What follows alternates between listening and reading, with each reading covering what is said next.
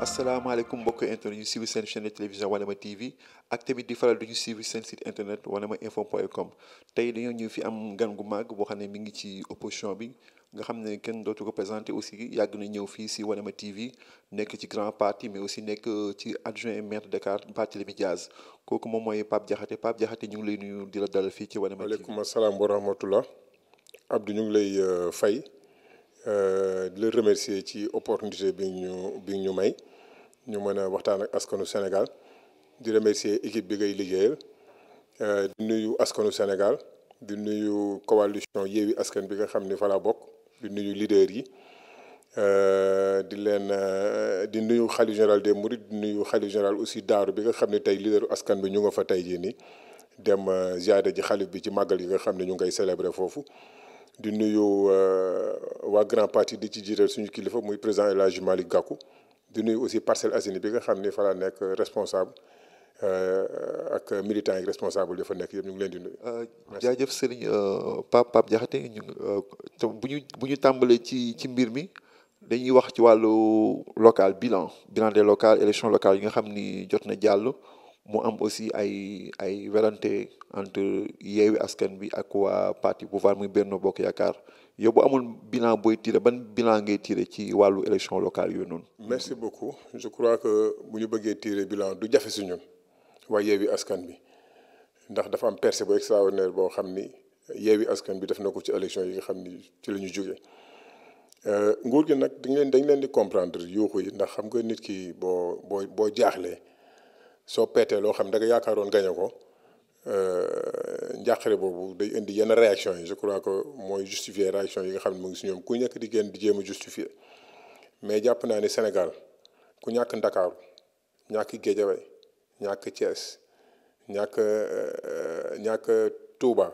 ñàkk Diourbel ñàkk Ziguinchor je crois que loolu ku ko ñàkk ci Sénégal war nga xam ni Sénégal joxatuñ la bopp war nañ la gannaaw waaw ñun nag élection yi am nañ ci véritablement résultat yu satisfaisant ndax boo xoolee malgré suñu liste yi ñu invalidé yëpp sur le territoire national nga xool communes yi ñu gagné yëpp grande ville yëpp ñu gagné ko ngay gagné presque 80 communes sur les 557 communes ak villes yu mag yooyu yëpp ñu emporté ko loolu je crois que c'est résultat bu satisfaisant la boo xam ni mën nañ ko apprécier boo xoolee Yewwi Askan bi aussi engouement bi nga xam ni population bi amoon na ko ci Yewwi Askan bi nga xool tey Ndakaaru ndax tey élection booy wax élection tey di wax résultat Dakar ngay njëkk a xalaat c'est la capitale tey Dakar buñ ko ñàkkee ak la manière ndax on les a écrasés à Dakar tey sur les 19 communes amu ci ñoom benn commune boo xam ne gagné nañ ko ci même commune yi nga xam ne Yewwi gagné wuñ ko yeneen liste ko gagné mais du liste Benno Bokk Yaakaar ba ci le ministre Abdoulaye Diouf Sarr bi nga xam ne moo doon seen tête de liste au niveau du département de Dakar maire de Yoff il a perdu Dakar il a perdu Yoff kon je crois que échec la boo xam ne ñoom waroon nañ ko mën a tirer conscience d'une autre manière je crois que Macky Sall vraiment su conscient woon xam véritablement fa askan bi jëm ak moom day démissionner organiser des élections anticipées je crois que askan bi fal ki ñu bëgg a fal Sénégal jëm continuer mais moom fi mu ne xam na ni askanu Sénégal war nañ ko gannaaw ci résultats yi nga xam ne am nañ ko ci élection yi. dinaa si loolu tamit ñu wax ci wàllu actualité comme ville de Dakar bi wax tamit nga xam ne yéen gagné ngeen Dakar nga xam ne Macky Sall su ko gagné chaque fois ci opposition bi waaye ñu bëri nañu yaakaar ni peut-être dina am benn ji fi jaafaa ji wala ay jafe-jafe entre yéen ak pouvoir bi surtout jamono ji nga xam ne ñu ngi wax forum mondial de l'eau ndax ñi ngi gis xëccoo entre ville de Dakar ak gouvernement bi yow nga xam ne en tant que adjoint au maire yow loolu naka nga ko jàngatee mu am ces tiraillements là. waaye di ko ñaawlu ndax Ndakaaru biñ koy gagné dañoo def le tour des 19 communes de Dakar saafoonteeg askanu Ndakaaru am programme bu ambitieux boo xam ne dañ ko proposé askanu Ndakaaru presque dans sa globalité l'écrasante majorité askanu Ndakaaru nañu programme bi ngeen ñu proposé doy nañu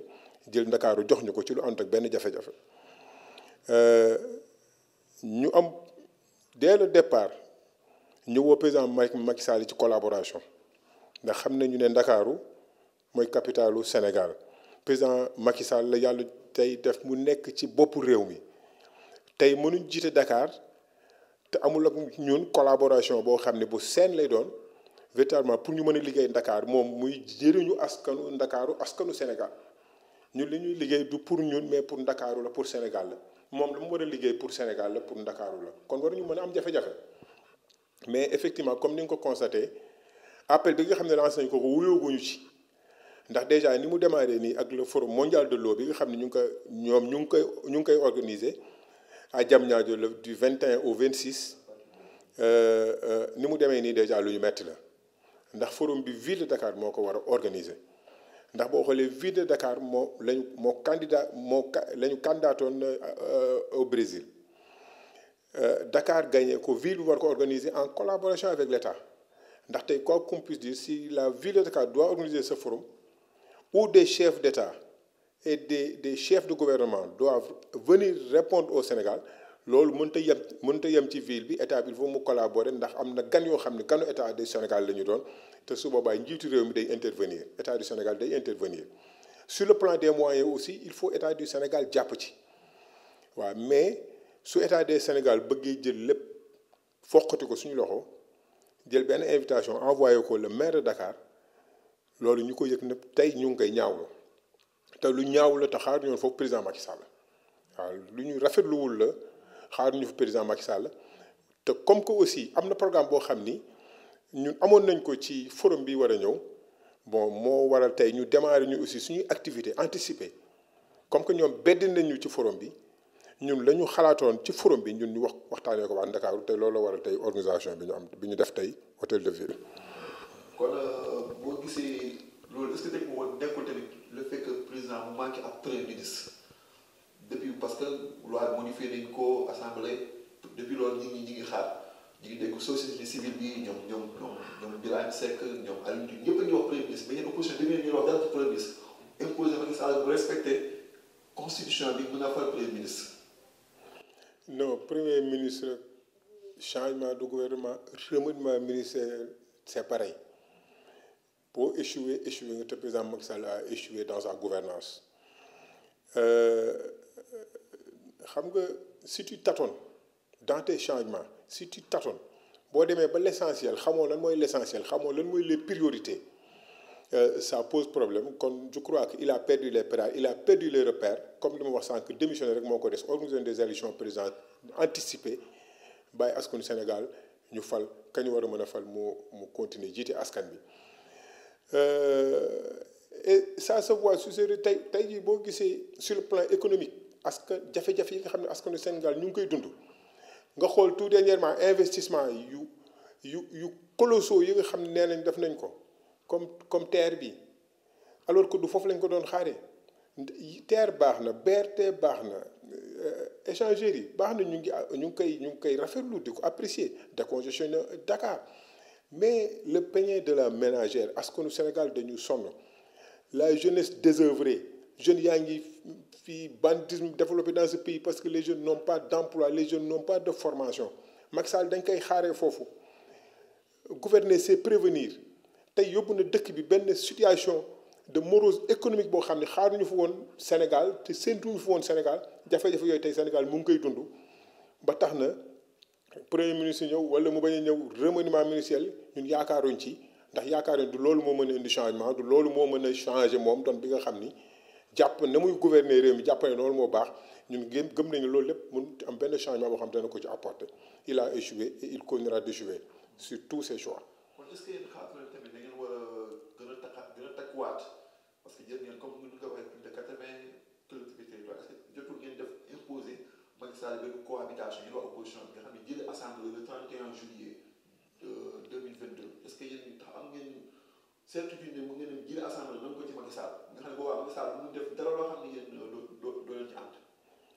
non loolu yàggul ndax déjà boo xoolee tey maire yi nga xam ni am nañu solo ñoo ëpp solo sax ndax maire yëpp am solo mais maire yi nga xam ne ñoo ëpp solo ñu leen di gën a déglu ñu ëpp visibilité Sénégal yooyu yëpp Yewwi Askan Wi la ñu bokk soo xoolee leader yi gën a charismatique tey ci Sénégal gën a set loxo le président Khalifa Ababacar Sall président Malick Gakou bi sama kilifa président Ousmane Sonko ñi gën a set loxo tey ñoom ñoo nekk biir Yewwi Askan Wi tey boo xoolee élection yi ni askan bi joxe bopp Yewwi Askan Wi nga xam ni li ñu jógee ci élection locale yi ci ay résultats yu ko raw lañ jëm ci législative yooyu jëm cohabitation boobu àla kuli alin fa luñ jëm ak président Macky Sall te mënut a ñàkk moo tax ñu koy ñaan di ko wax mu jouer franc jeu ci élection yi fichier bi daf na ci lu ko neex jaxase na carte yi moo tax muy forcer élection yi di indi ay parrainage yoo xam naa dinañ ci ñëw mais quand même ñu ngi koy invité à ce que qu'il joue franc jeu. waaw bokk léegi muy wàllu parrainage bi est-ce que tamit boo gisee tamit yenn leader yi tamit opposition bi di gagné parrainage boobu est-ce que tamit du indi benn contradiction parce que démb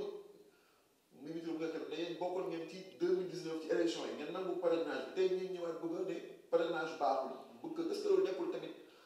ragal defet la ak Macky Sall wala ñu ragal boo demee Macky dóori metti. waaw xam nga olof Ndiaye day faral di naan bu ndóbin rey sama boo gisee lu ñu dangay daw parrainage bi mu suñu ci ànd ndax bu mu ko fi kiiwee dem nañu clamé ko ci ëttu àttekaay yi gën a kawe kenn nanguwoo ko mais teewul ànd nañ ceeg moom dem ci parrainage bi jàppoon nañu ne dina ko teg ci yoon mais li xew ci parrainage bi ci élection présidentielle yi ñëpp gis nañ ko ñun au niveau du grand parti li xam ni fa laa nekk j'étais au cœur du système on avait suffisamment de excédent de parrain bi ñu am ëpp na 30 000 parrains mais bi ñu demee quand comme que ils avaient décidé que président Malick Gakou du bokk ci élection il sera pas candidat par tous les moyens si on amenait 500 000 parrains du tax ñu bokk ci élection yooyu kon parrainage bi daf ko jël daf ko filtre di segg ñi nga xam ne ñoom la bëgg ñu bokk ci élection yi ak ñi nga xam ne bëggul ñu bokk ci élection yi loolu moom la wane Sénégalais yépp gis loolu léegi nag loolu nga xam ne moo ñu daloon ci élection présidentielle yi ndax ba ñuy nangu parrainage bi jàppoon nañu ne dina jouer franc jeu comme ni ma ko waxee léegi loolu nag la ñuy bañ mu dalaat ñu dañuy bañ nag ñu dem ci législative yi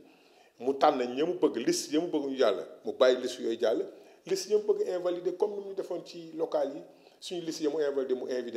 invalider moo tax ñu ne ko ànduñu ci parrainage bi te plus grave que ça actuellement tey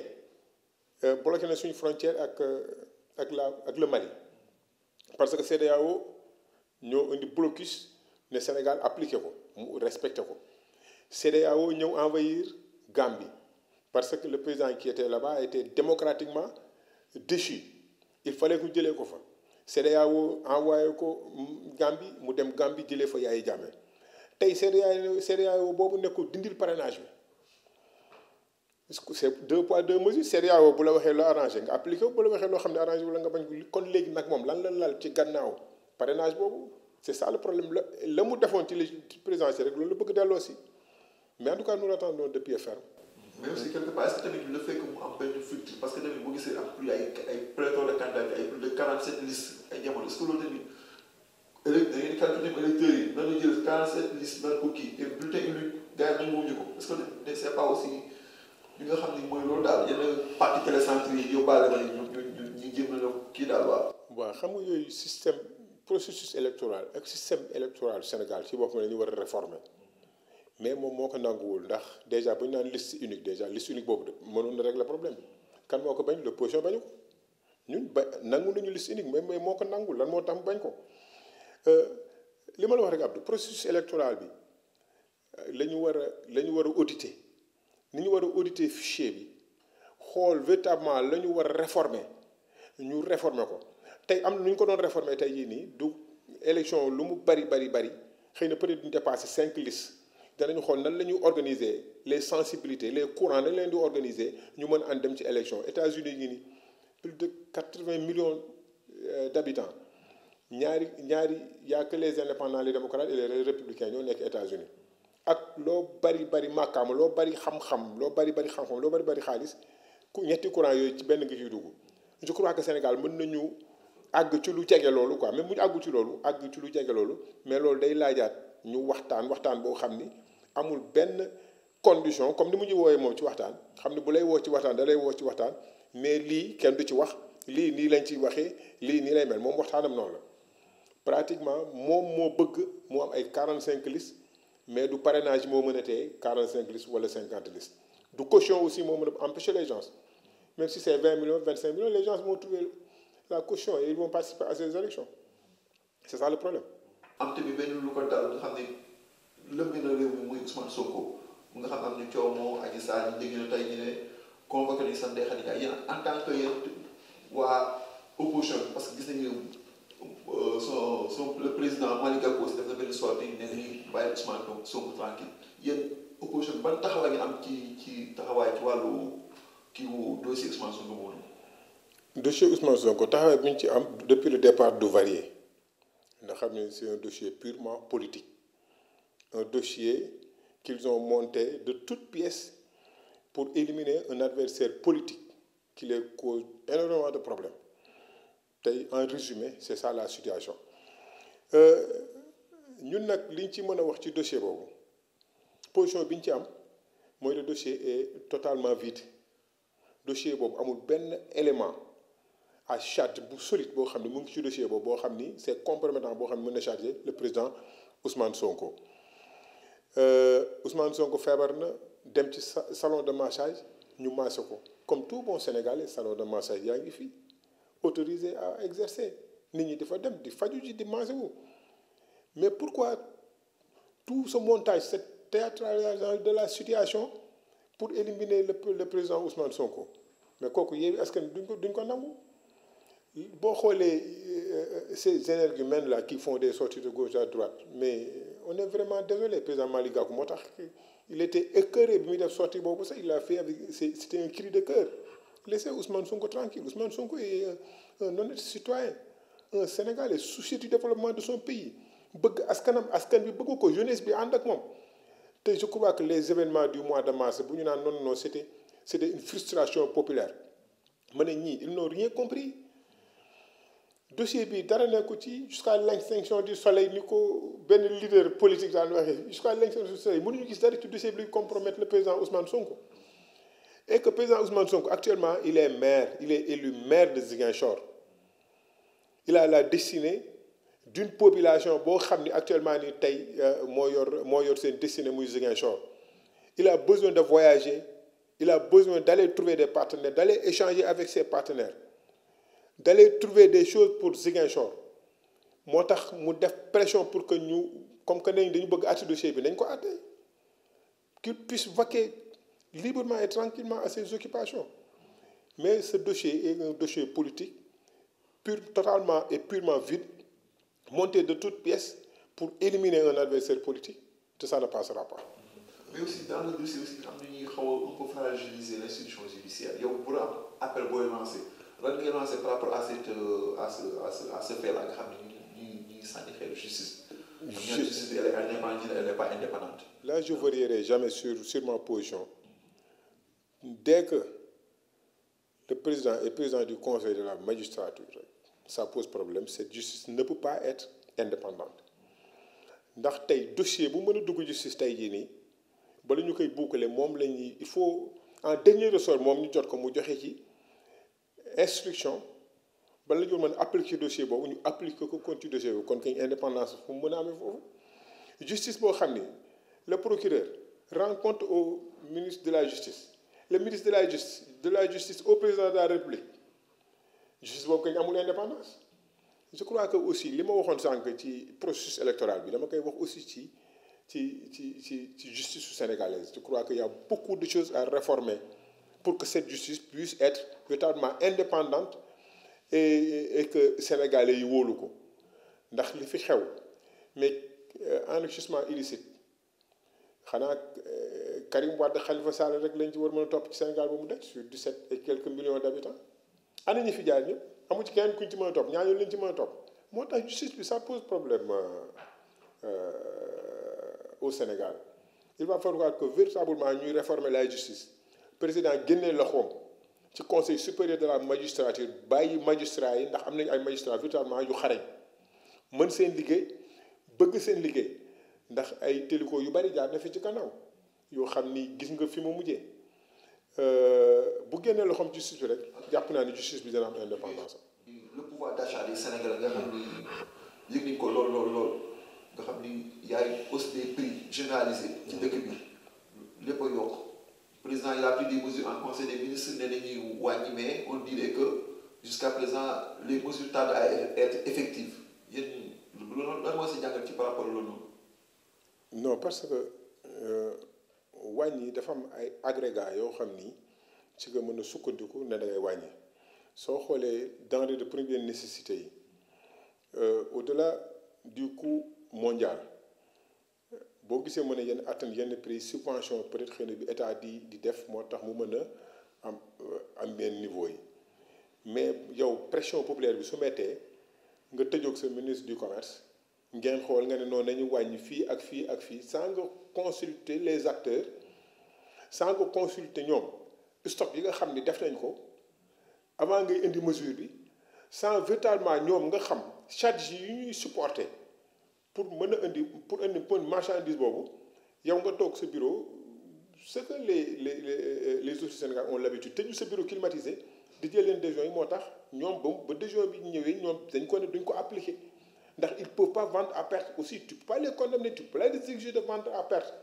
ndax nit ki du ma jëndee juróomi dërëm su ma jëndee juróomi dërëm naa jaay minimum xanaa juróom benn pour gagner ci 5 francs mais du ma jëndee juróomi dërëm di jaayee ñeenti dërëm loolu la ñu bëggoon imposer gars yi l'état doit être sérieux damay dellu si waat ci li ma waxoon sànq muy li moom maire Barthélémy Dias di faral di wax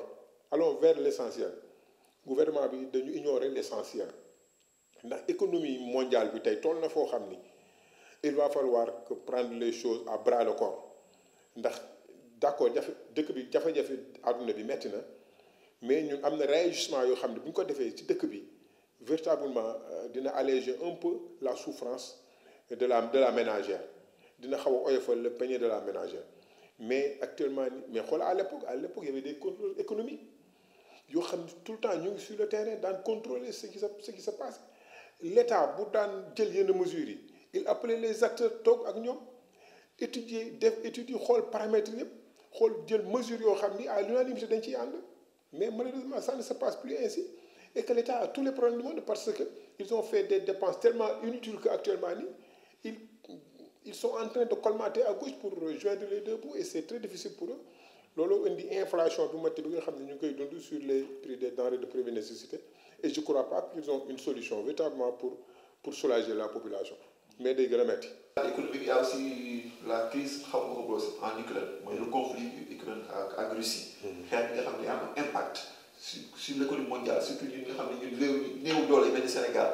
nga xam ne ñu bëri ñu ngi wax naan blé bi ku moytu dafa na am problème parce que Ukraine ak Russie font partie des pays les grands producteurs de blé au monde te ñun ko wax Sénégal bëgg wax mburu sama mbokk jaajëf yeeg ndóoyeen yoo bëgg mburu kon est-ce que ñu Sénégal war ñu am benn stage boo xam ne dañu ko jël ci wàllu lu mel ni denrée yoo xam ne dañu ko importé ñu xool lan nañu mën a daal fexe la ba le impact boobu du impact baax suñu réew daal. xam nga vision réew dafa war a gudd dafa war a yaatu Sénégal kenn mënu ko développer te jaaroo ci mbay mi réew mu développé ci sax mbay moo ko développé te soo toogoon nag par exemple économistes yi dinañ la peut-être dañ confirmer samay propos tàccu nañu dès 2 mai bi mu ñëwee ne il va travailler pour l'autosuffisance en riz ndax boo xoolee Sénégal matière bi mu ëpp lu muy importer mooy riz boobu on dépense des millions d'euros ci ceeb boobu pour importer ko annuellement ndax Sénégal ceeb la ñuy dundee mais malheureusement looy def aussi da ngay def études yi ci war ba pare les paramètres nga xool paramètres yi nga xam ni moom la war a mën a àndal président Abdoulaye Wade da ko doon wax déjà les vallées fossiles Sénégal ndox la partout au nord au sud à l'est ndox moo ñu wër au centre ndox maa ngi ci biir dëkk bi Sénégal ndox rek la ndox moomu je crois que paysans maraîchers yi waruñu am problème d'accès à l'eau pour véritablement faire des cultures maraîchères irriguer ndox mi est-ce que comment dire faire des cultures contre saison en un mot je veux dire que war nañu mën a atteindre autosuffisance alimentaire bu ñu encourager le monde paysan wuti des jiw de qualité dekkalaat zone ndox yi ñu war a déclarer ñu déclarer ko indil leen accès à l'eau je crois que mbay mi dina développer boo xam ni ndax tey jii nii gis nga crise mondiale ma lay wax nii am na niveau boo xam ne bu fa àggee tey fekkul yow nga jël ses dispositions ala kulli àllin da ngay am ay jafe-jafe te ñun foofu lañ nekk te dañ ciy gën a enfoncé wu ndax gouvernement bi jëlul ay matuwaayam mbay mi dañ ko rey ba mu dee paysans yi toogal la ci àll bi bàyyal la ñëw ndakaaru di ambulant moo leen ko gënal et man j'ai fait l'enquête ndax wax naa fekk ay boy ambulants yoo xam ne c'est des paysans mais nee nañu ma la ñu daj ci mbay dara jaralatu leen ñoom ñu bàyyi ambulant bi ñuy def dem bay parce que mbay mi amatuñ ci dara parce que y a une mauvaise politique agricole boo xam ni tax nañu mëntuñu gis seen bopp ci mbay mi looloo tax moo tax crise bi am Ukraine ala kulli alin ñu ngi dund ay jafe-jafe mais jafe-jafe yi moo tax sànq nee naa la dana gën a metti ndax xam naa ni crise bi jafe-jafe impacté yi laaluguñu carrément mais je sais que dinañu gën a laal yàlla nañu yàlla jàpp dinañu gën a laal ndax gouvernement bi jëluñu seen matuwaay véritablement pour mën a parer à ça. parce que le prix du pétrole grimpé de plus de $100. bu prix du pétrole grimpé dañuy wax ni frais lépp day yokk. bien sûr c'est le pétrole qui conduit. waaw pétrole mooy transporté ci la ñuy génnee pétrole ci la ñuy génnee essence ci la ñuy génnee gasoil pétrole presque mooy jënd lépp coût pétrole bu augmenté à la kulli àllin lépp day flambé moo tax may la il faut nga créer agrégat yoo xam ni il faut nga créer des mesures yoo xam ne yooyu bu ñëwee dina ko mën a atténuer ce qui n'a pas été le cas moo tax ñu dund jafe-jafe. xam naa dañuy tënk ci wàllu social aussi nga xam ne temps yi front social yi gudd na. enseignant bi nga xam ne sax ñoom bu ñuy arrêté seen grève yàggut temps yi ñu ngi wax tamit wàllu santé bu ñuy xam waa ànd gësëm ji nga bëgg a gësëm est-ce que gësëm boobu noonu dañuy ñuy jafe-jafe askan bi nga xam ne santé dafa fragile. non xam nga boo nekkee boo jiitee mbooloo waxuma sax réew boo jiitee da ngay yemale ndax mënuma comprendre des fonctionnaires mais même catégorie nga bëgg leen différencier ci ay avantages ne ñii dina leen defal lii parce que bariwuñu ñeent lañu mais ñii juróom fukk lañu te même catégorie bi la ça pose problème soo demee ba mu leer ne lii mënoo ko yemale bu ko defal kenn te dafa am ñaari secteur yoo xam ne Sénégal dañ ko joxul gëdd te je crois que bu ñu naan nit secteurs yi la ñu wax muy l'éducation et la santé ndax tey bala nga naan naam da nga fiy nekk bala ngay waxtaan day fekk nga wér tey boo wérulee taloo dara l'éducation nit ki boo wéree pare lan la xale lan la ñu jàngal la former la loolu c'est le rôle des éducateurs donc ñaar yooyu c'est des secteurs yoo xam ni secteurs yi ñu war a gën a fonk ñaari secteurs yoo doon mais ñoom la ñu gën a néewal doole tey demal dans les hôpitaux am na hôpitaux yoo xam ni tout dernièrement les insuffisances rénaux actuellement ils ont tous les problèmes ils meurent parce que centre de dialyse sax heureusement xaw nañ ko yokk sax tuuti il paraît nañu am nañu 20 centres de dialyse sur le territoire national mais imaginez c'était deux centres de dialyse nga war a dialyser war a rend 1 mois wala rend 3 semaines pour dialyser ils ont tous les problèmes du monde nga dem ci cancer ñi am maladie cancer nga dem ci ñeen xoolal femme bi accoucher ci district yi ci àll bi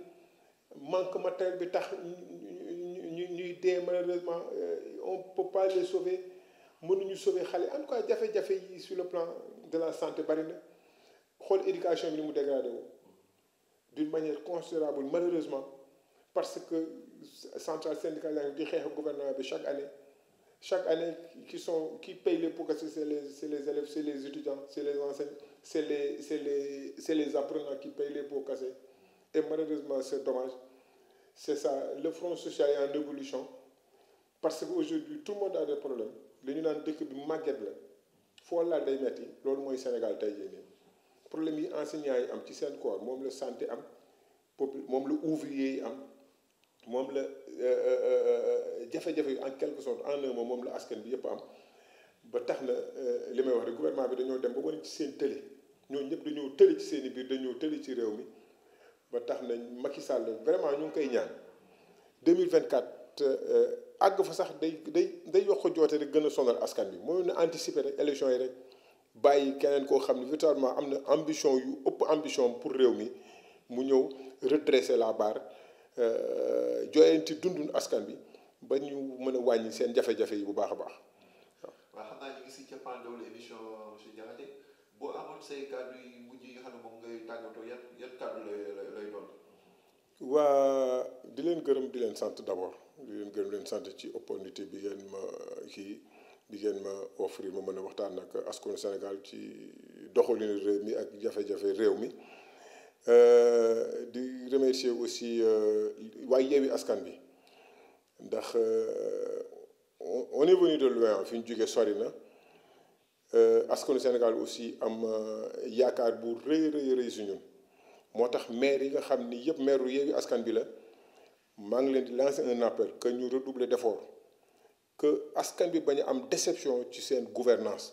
ndax askan bi am nañu yaakaar bu bari si ñun may ñaan nag askan bi aussi nañu génn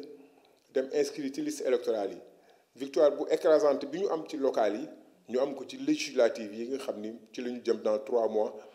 ñu am taxawaay ci assemblée nationale boo xam ni véritablement dina aspirer bëgg-bëggu askan bi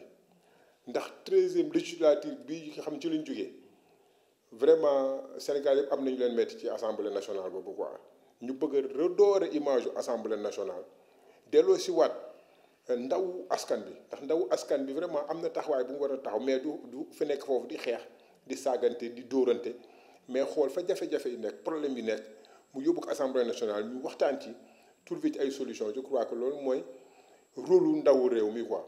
may ñaan nag population yëpp ñu inscrire yi mayaat ñu victoire bu écrasante ci élection yi ñu jëm pour ñu xool na la ñuy changer doxalin bi nga xam ni moom lañ def ci réew mi ñëpp di ko mettitlu di ko ñaawlu di leen di gërëm auditeurs yëpp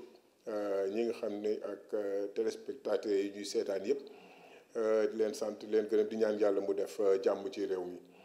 def ko ci àdduna bi yëpp. xam naa ñu ngi si cappaandu émission bi ñu ngi gërëm suñu invité bu baax nga xam moom la ñu doon tey muy Pape Diakhaté di aussi gërëm ñi nga xam ne ñoo jàpp ci émission ba mu yem ñi nga xam ni mel ni ñoom Soxna Ngoné ma nekk si micro bi ak si caméra bi ak ñoom Malick ñi nga xam ñëpp kenn gisu leen ñu ngi leen di nuyu di leen gërëm ci seen taxawaay waaye tamit xam naa di jox dig daje beneen yoon ci beneen jotaay fii si seen émission li ñu bokk fii ci Wanema TV ak Wanema Info jaa ngeen jëf asalaamaaleykum wa rahmatullah